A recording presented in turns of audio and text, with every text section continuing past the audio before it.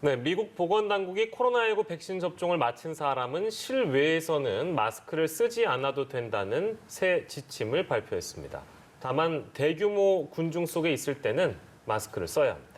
네, 일본이 종군 위안부 대신 위안부라고 표현하는 게 적절하다는 공식 견해를 채택했습니다. 밤사이 들어온 글로벌 뉴스 김지수 기자와 살펴보겠습니다. 어서 오십시오. 안녕하세요. 네, 미국에서 마스크 착용에 대한 새로운 지침이 나왔는데요. 기존 지침보다 좀 완화가 됐습니다. 어떤 내용입니까? 네, 미국에서 코로나19 백신 접종을 끝낸 사람은 실외에서 마스크를 쓰지 않아도 됩니다. 다만 대규모 군중 속에 있을 때는 마스크를 써야 합니다. 로셸 월렌스키 질병통제예방센터 CDC 국장은 이 같은 내용의 새 마스크 착용 지침을 발표했습니다. 다시 말해서 백신 접종을 마친 사람은 대규모 군중 속에 있지 않을 때는 실외에서 마스크를 쓸 필요가 없다는 겁니다. 또 마스크 또 백신을 모두 접종했다면 백신을 맞지 않은 사람들과 섞여 있더라도 소규모 실외 모임에서는 마스크를 벗어도 된다는 의미입니다. 접종 완료자들은 또 실외 식당에서 한 가족 이상으로 구성된 이들과 식사할 때 마스크를 쓰지 않아도 됩니다. 아울러 접종 완료자는 요양시설에서 공동생활을 하는 환경에서 일하거나 살더라도 감염자 또는 감염 의심자와 노출됐을 때 14일간 격리하지 않아도 됩니다.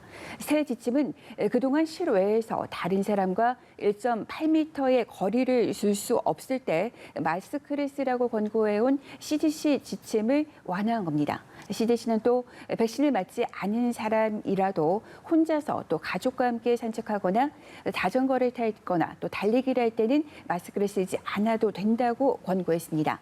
이들이 다른 백신 접종 완료자와 실외에서 소규모 모임을 할 때도 마스크를 쓰지 않는 걸 허용했습니다. CDC는 그러나 접종을 마치지 않은 사람이 실외에서 백신 접종을 마치지 않은 사람과 모일 때 또 실외 식당에서 식사할 때는 마스크를 쓰라고 권고했습니다. 그리고 접종 여부와 관계없이 누구나 마스크를 써야 할 때가 있습니다. 콘서트나 스포츠 경기처럼 사람들로 북적이는 실외 행사, 또 미용실이나 쇼핑몰, 영화관, 교회 등 실내 공공장소에서는 접종 여부와 관계없이 누구나 마스크를 쓰라고 당부했습니다. 네, 바이든 대통령도 실외에서 마스크를 쓰지 않은 모습을 공개했다면서요? 네, 미국 당국이 마스크 착용 지침을 새로 발표한 날 바이든 대통령은 실외에서 마스크를 벗는 모습을 보여줬습니다. 바이든 대통령은 27일 백악관 잔디밭으로 코로나19 연설을 하러 나왔는데 예전처럼 마스크를 착용했습니다. 연설을 위해 마스크를 벗은 바이든 대통령은 연설이 끝난 후에도 마스크를 다시 쓰지 않은 채 그대로 백악관으로 이동했습니다. 혼잡하지 않은 야외에서 마스크를 쓰지 않는 모습을 보여주면서 코로나19 대응에 대한 자신감을 보여준 것으로 해석됩니다.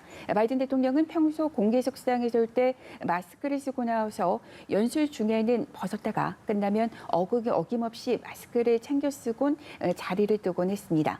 얼마 전 스가 일본 총리와 백악관에서 회담할 때는 마스크 2개를 겹쳤으며 각별히 방역에 주의하는 모습을 보이기도 했습니다. 바이든 대통령은 마스크 착용에 대한 새 지침도 거론하면서 백신을 맞았다면 실내외에서 더 안전하게 더 많은 걸 할 수 있다고 강조했습니다. 그러면서 젊은 층을 포함해 빨리 백신을 맞으라고 촉구했습니다. 네, 백신 접종에 가속이 붙는 미국은 이제 일상의 회복을 향해서 한 걸음 더 나아가려는 어떤 시도로 보이기도 합니다. 각종 문화시설도 지금 정상 운영을 서두르겠네요. 그래서 워싱턴 DC만 보더라도 스미소니언 박물관이 다음 달부터 다시 문을 열게 됩니다. 또 기업들도 정상화에 시동을 거는 모습입니다. 미국 최대 은행인 JP 모건 체이스는 이르면 7월까지 모든 인력을 사무실로 불러들이기로 했습니다. 월가의 금융회사들은 사태 후 대부분 재택근무로 전환했는데 다시 사무실 근무 체계로의 복귀를 선언한 겁니다. 뉴저지주를 비롯한 일부 주에서는 공연이나 집회에 대한 규제 완화에 나섰습니다. 미국 행정부는 여름방학을 맞아 캠퍼스를 떠나는 대학생들이 고향에서 두 번째 백신 접종을 끝낼 수 있도록 조치하겠다고 밝혔습니다. 대학생들이 다른 곳에서 1회차 접종을 받았더라도 고향에 돌아가서 2회차 접종을 받게 된다는 겁니다. 거주지 요건 때문에 두 번째 접종을 못할 수 있다는 우려를 해소하기 위한 대책입니다. 또 웨스트 버지니아주는 백신 접종을 독려하기 위해 돈을 풀기로 했습니다. 백신을 맞은 35세 이하 청년층에게 $100를 주기로 했으며 이미 접종한 이들에게도 $100를 받을 수 있도록 조치했습니다. 네, 미국은 일상 정상화의 속도를 내고 있는 반면에 인도의 상황이 심각합니다. 국제사회의 도움이 계속 이어지고 있죠. 네, 바이든 대통령은 인도에 백신을 보낼 것이라며 시점에 대해서는 나렌드라 모디 인도 총리와 논의했다고 밝혔습니다. 바이든 대통령은 미국이 초반에 곤경에 처했을 때 인도가 미국을 도와줬다고 말했습니다. 이 같은 발언은 미국에서 한창 백신이 접종 중인데 타국 지원에 나선 데 대해서 자국 내 비판을 일것을 감안한 것으로 보입니다. 바이든 행정부는 아스트라제네카 백신 6천만 회분을 타국에 지원하겠다는 방침을 밝힌 바 있습니다. 백신을 공유하라는 전 세계적인 압박 속에 나온 발표였는데 당시부터 인도가 지원 대상으로 꼽히고 있습니다. 유럽연합 EU는 회원국들이 제공한 산소와 약품이 며칠 내 인도에 배송될 것이라고 밝혔습니다. 우선 아일랜드, 벨기에 등 일부 유럽 국가에서는 산소 발생기와 치료제 등을 제공했으며 프랑스와 독일 등 다른 유럽 국가도 며칠 내 추가 지원에 나서게 됩니다. 네, 마지막으로 일본의 역사 왜곡 관련 내용인데 외교 청서, 외교 문서에 독도는 일본 땅이라고 우기는 주장을 역시 담았는데 이제 공식적으로 이렇게 하겠다는 얘기겠죠. 근데 종군 위안부라는 용어 대신에 위안부라고 표현하는 게 적절하다 이런 입장도 밝혔네요. 이 내용도 좀 자세히 전해주시죠. 네, 이것도 공식 입장인데요. 일본 정부가 종군 위안부라는 용어 대신 위안부라고 표현하는 게 적절하다는 공식 견해를 채택했습니다. 이 같은 조치는 일본군 위안부 동원의 국가 책임을 회피하기 위한 우익 세력의 주장을 사실상 수용한 꼼수로 분석됩니다. 일본 정부는 종군 위안부라는 용어를 쓰는 건 오해를 부를 우려가 있다며 단순히 위안부라는 용어를 쓰는 게 적절하다는 입장을 각의해서 결정했습니다. 이는 일본 유신의 중의원 의원이 종군 위안부라는 용어는 군에 의해 강제 연행됐다는 의미가 담겨 있다며 일본 정부가 이 표현을 쓰는 건 적절하지 않다고 지적한 데 따른 답변입니다.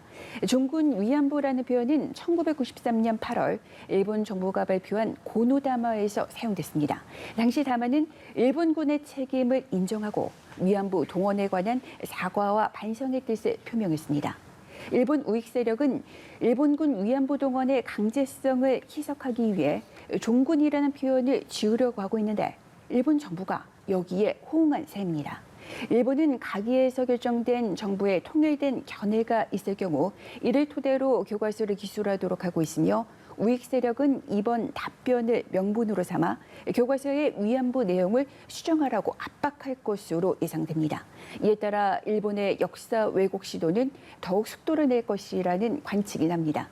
한국에서는 종군 위안부라는 표현이 근래에 거의 사용되지 않고 있지만 일본과는 이유가 다릅니다.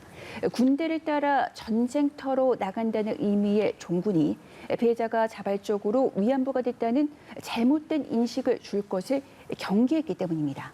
일본군의 책임을 분명히 드러낸다는 차원에서 일본군 위안부, 군 위안부로 표기하고 있습니다. 네, 일본의 역사 왜곡 관련 소식까지 만나봤습니다. 글로벌 브리핑 김지수 기자와 함께했습니다. 고생하셨습니다. 고맙습니다.